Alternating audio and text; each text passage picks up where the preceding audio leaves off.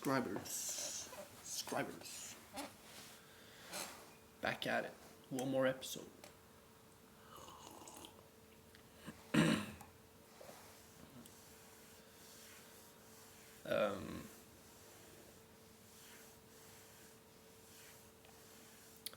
We got a brand new episode for you guys today. We're talking about sneako. We're talking about... What the fuck was I gonna talk about again? I can't seem to recall. Well, allow me to retort.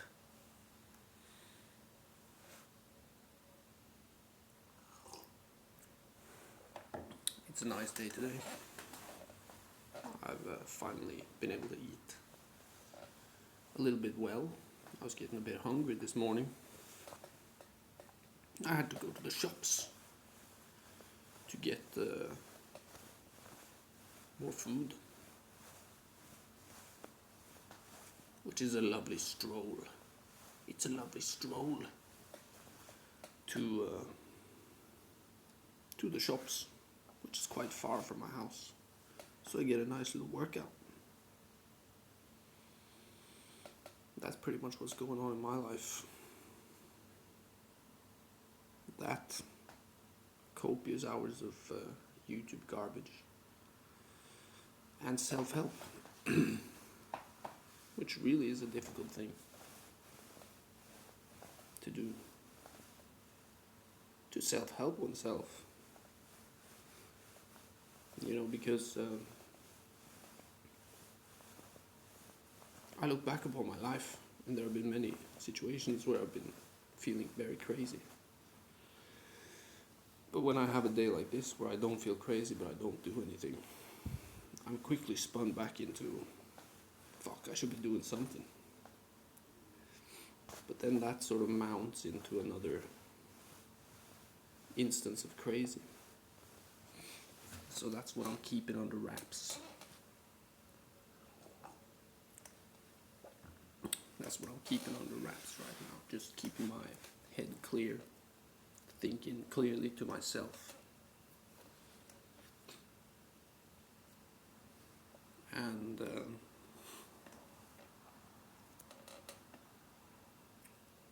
yeah, that's what's gonna keep me afloat into the future, where I still have to survive and everything, and deal with the trials and tribulations of life.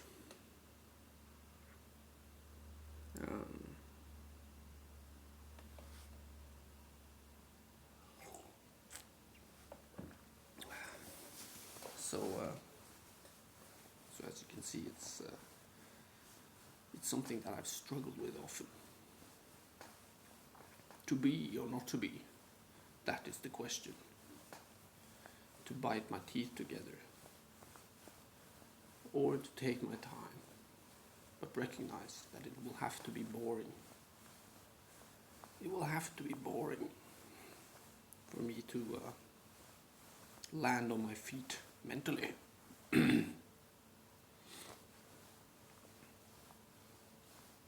Boredom, the boredom pill.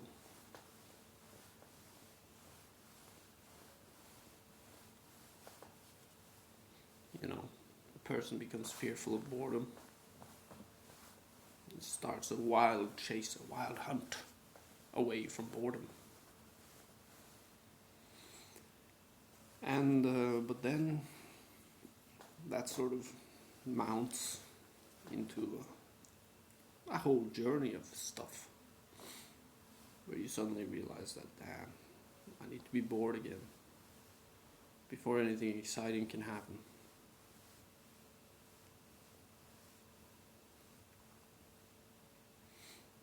And that's the malaise of living, people. That is the dilemma of life. But at least I can give myself some meager entertainment through this format. Through this very format, which I have invented. And my invention is quite peculiar. Quite a peculiar invention. But nevertheless, I enjoy it. It's a nice atmosphere in here. And yeah, just cruising the airwaves of the contemporary time. And looking in to what's going on inside of people's hearts. And I do find some reconciliation in the fact that it is not all that disconnected from the chatter that I heard when I was out and about a lot amongst people. Such as when I was a student, and on other occasions where I've been in large social settings. These seems to be the dilemmas that plague people. You know, whether it be who's got the tightest game, or who's pooping on who, 3 or 4s, what's cheating, what's taters, stuff like that. You know, this is on everyone's lips, in different vocabularies, within different frameworks, but nevertheless the core subject matter. There seems to be a continuity there. So I consume a lot of that crap because it makes me feel more connected with the time, with the current day and age.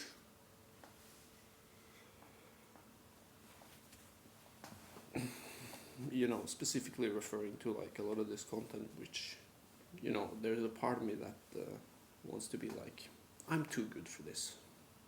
I should stick to purely intellectual content and tirelessly dig away in the world of philosophy and ideas. But but you know, I feel like that's a pretty close-minded view on ideas and philosophy. Because I think the contemporary culture is probably one of the oldest cultures. I mean, there's always been a contemporary. Think about it.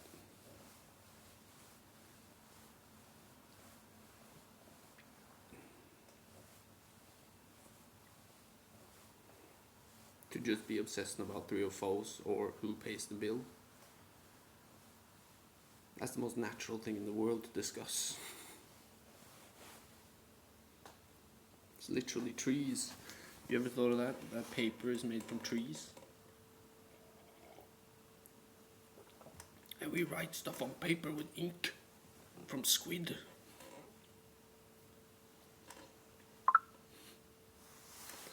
And then magazines come out, and then people start to talk like in the magazine articles, and then TV shows come out, and they're talking now about 3 or 4s instead of hoes. But it's the same old tale. It's a tale as old as time.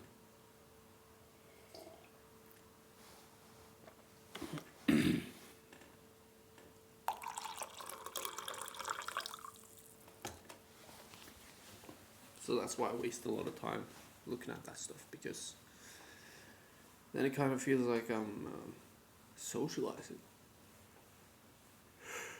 without really socializing, which is nice, because if you socialize too much you become crazy, I think. Alright, I'm not 100% sure about this, or let's put it like this.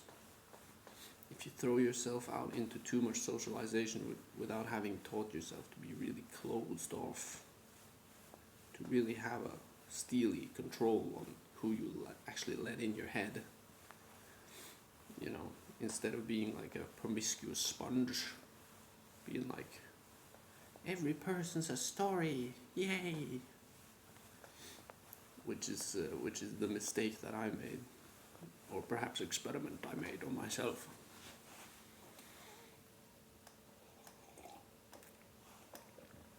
You know, if you throw yourself out into too much socialization, then real world socialization, then you become crazy. It all starts to like tangle together. And there's way too much meaning. There's just too much meaning, you know. So a lot of my solo cruises against negative emotions while being in here is me kind of like hardening myself so that I can socialize more.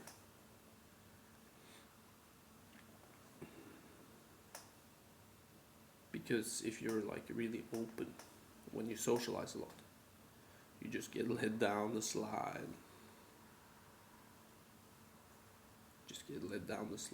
But it's hard to remember that when you're on so many different things, on so many different trains of thought.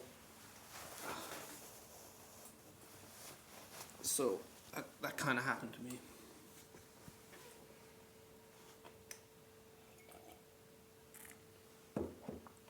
I was like Poirot and you know, General fucking. I was Custer at the same time, you know, trying to figure out every secret of the universe. And you know, like I've discussed many times on the pod, that makes you crazy.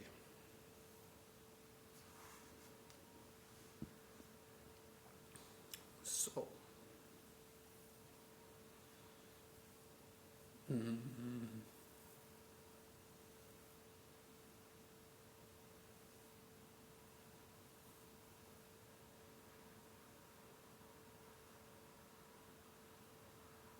So yeah, so watching crap on YouTube makes me feel like I'm socializing without actually socializing, which is a great little privilege for me, because I feel like that's the effect that a lot of people achieve with television.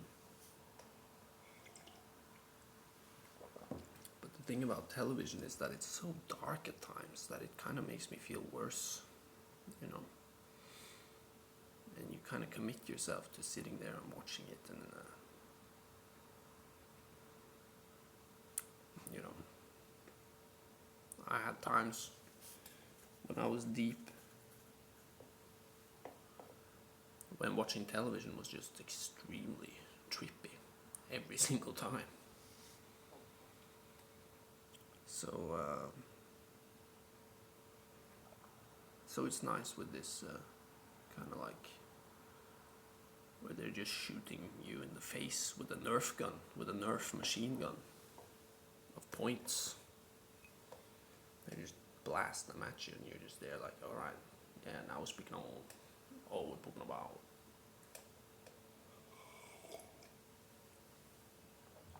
And so yeah, onwards to sneako controversy, you know.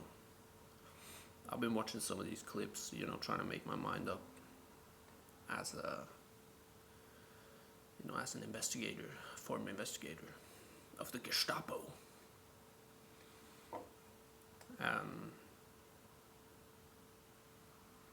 You know, it's clear to see that he's clearly a cuck, you know. He says it even in that interview where he brings it up himself, that he loves it, he just loves it. But then he like backpedals immediately because he sees that he doesn't get any guy clout from it.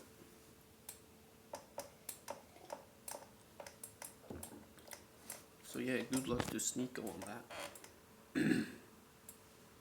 Stunning and brave to come out as a cuck like that. Even though, you know, you're like trying to be an online Chad. That takes some brass balls, young man. That takes some brass balls.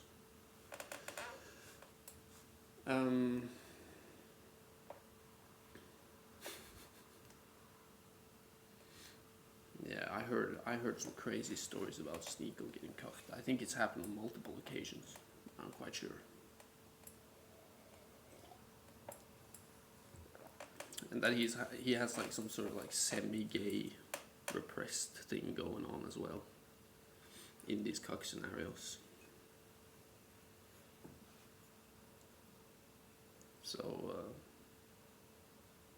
So yeah, but don't ask where I heard that from.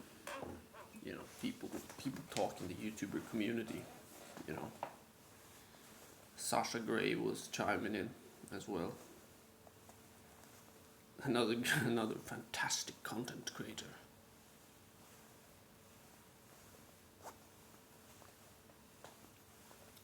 Cooking on sneako. Cooking about sneako.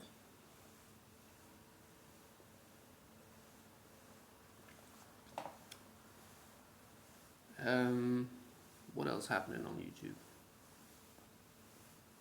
I'm looking forward to Sneako getting in the ring with Brandon Buckingham. That's gonna be awesome. You better take that fight, kiddo. You could have been a contender. You can take it. Alright, I'm gonna do the thing that guy didn't do for Brando in On the Waterfront. Alright, you can easily take him, Sneako. Get in the ring. But if you lose, you're gonna have to get cucked again. And this time you're gonna get a big rubber stamp on your forehead. Cooked. Cooked. Sneako, you've been cooked.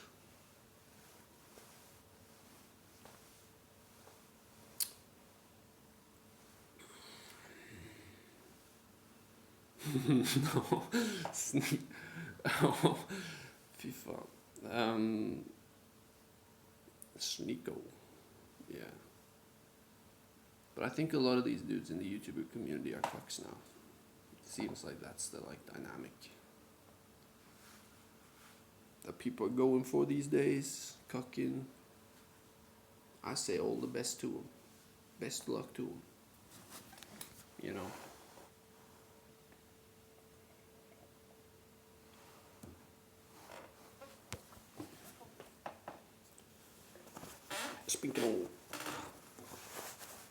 Speaking of boners. Sorry guys. I just got a boner.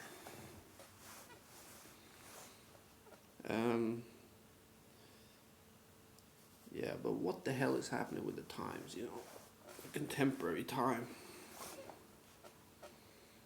It's crazy, The woke left has gone too far, It's gone way too far. People are speaking on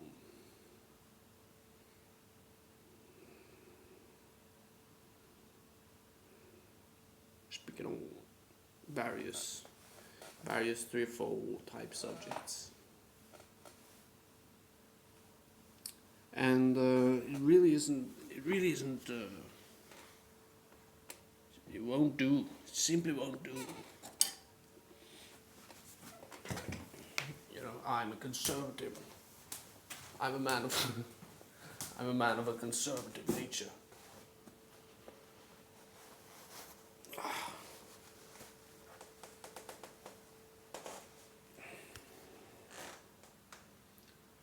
You gotta make sure that the blood is distributed evenly through your corpus when you stand up. When you do stand up.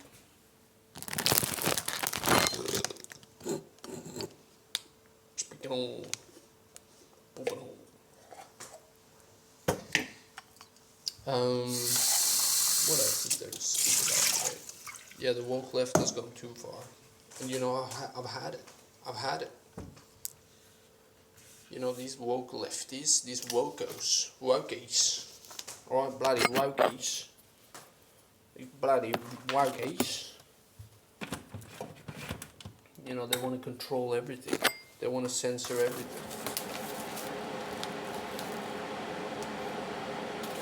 And I, for one, I've had it with these wokies. Woke leftists, trying to ruin society with their censorship.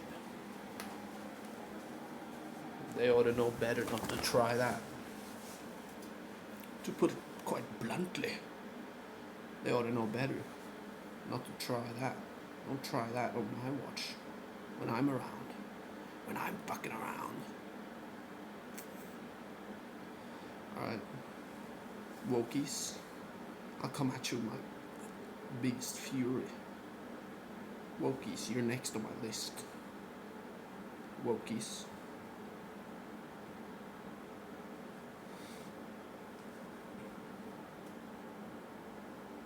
Speaking on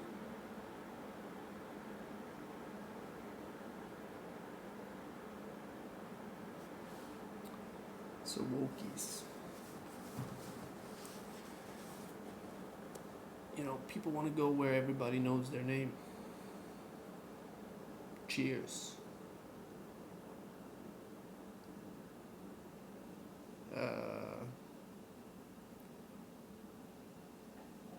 What's happening with that? What you got against that? Wokies. Wokies, here's a lesson for you.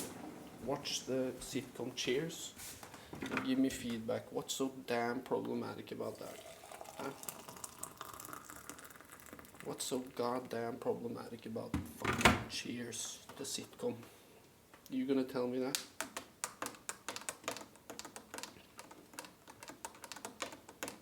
You better tell me that right now. What the fuck is the matter with that? Wokies. Have you got an answer? What the hell is so wrong with that? Cheers. Hey, Woody. Hey, Norm. Right, you got a goddamn hernia. I'm getting that goddamn hernia. What's so goddamn wrong about that? Alright, Wokies. What the hell? You know, I'm speaking on, you know, motherfuckers are speaking on how Friends is, now Friends is not woke anymore. You know, because Chandler's like, he's not being stopped enough or something.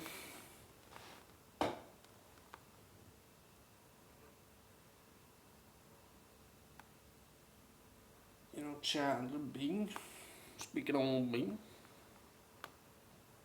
speaking about,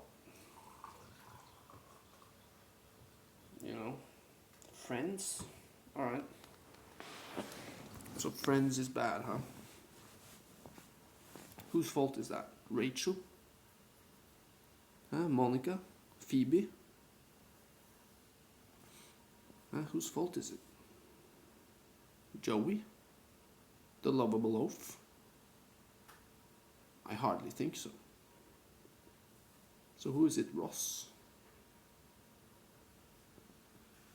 Ross Geller? Well, isn't he supposed to be a Jew? Anyways, what's so goddamn wrong about Cheers? You know, you watch that show as a Wookiee. What is it that fires through your brain? Huh? You just sit there and go, oh, that's where the fucking scum sit. That's where the fucking scum sit and die. They die. They should be at home, studying to build the industrial plants of the future. Some weird shit like that.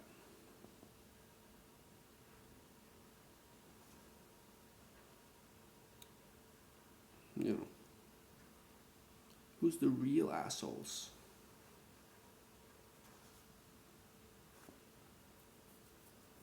Well, maybe you want to be the biggest assholes. Who's got the widest asshole? Who's got the deepest throat? Let's find out on World History Minute by Minute, where each second is brand new and nothing that's happened has happened before. It's terrific. Moving on. Some Lancer streets. So yeah, the woke left has gone too far. Sneako's cocked and now everyone knows it. He should probably start, you know, some kind of thing around that. But anyways, young Sneako, what's going to happen to Sneako's career? Leave a comment down below and see if I care about his career. Se på karriär.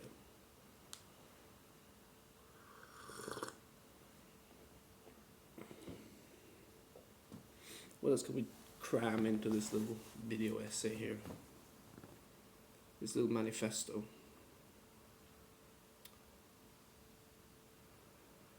Shout out to the real manosphere. You know who you are. Real manosphere. Fucking with a lunatic.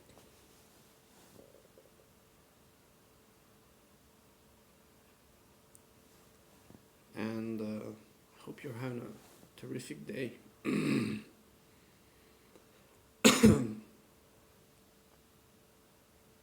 I hope you're having a terrific day.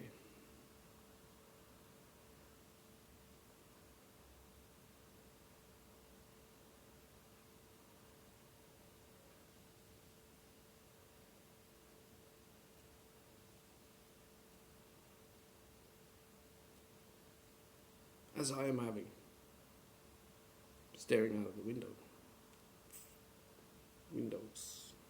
Windows 2000.